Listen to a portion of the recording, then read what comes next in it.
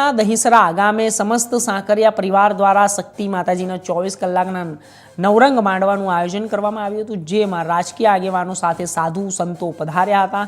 બપોરની રસોઈમાં 1,10,000 કરતાં વધારે લોકોએ પ્રસાદ લીધો હતો। સાંજના સમયે 5 લાખ કરતાં વધારે લોકોએ પ્રસાદ લીધો હતો, જ્યારે 6 લાખ કરતાં પણ વધારે લોકોએ માંડવામાં આવ્યા હતા। આ તકે કોળી સમાજના સંત અને મહામંડલેશ્વર શ્રી ઋષિ ભારતી બાપુએ કોળી સમાજને રાજકીય પ્રવચન આપ્યું હતું અને કોળી સમાજના પહેલા નંબર વોટિંગ છે, જ્યાં અલગ રાજકીય પક્ષ પણ બનાવી શકે છે। ભગવાનની ઈચ્છા હશે તો જેની પાર્ટીમાં કોળી સમાજ બેસી જાય તેની સરકાર બેસી જાય, અને જેની પાર્ટીમાંથી કોળી સમાજ ઉઠી જાય તો તેની સરકાર પણ ઉઠી જાય। વોટ અને નોટ કોળી સમાજ કરતી રહેવી જોઈએ, તો જ સમાજનું ઉત્થાન થશે। ઋષિ ભારતી બાપુ ભારતભરમાં 26 કરોડનું પ્રતિનિધિત્વ સમસ્ત કોળી સમાજનો છે।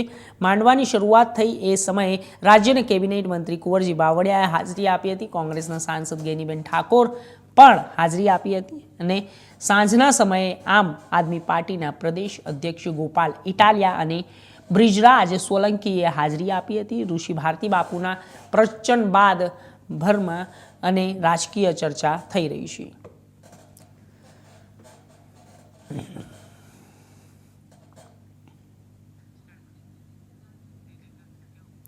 પાલનપુર તાલુકાના એંગોલા અને મોરૈયા વચ્ચે આવેલ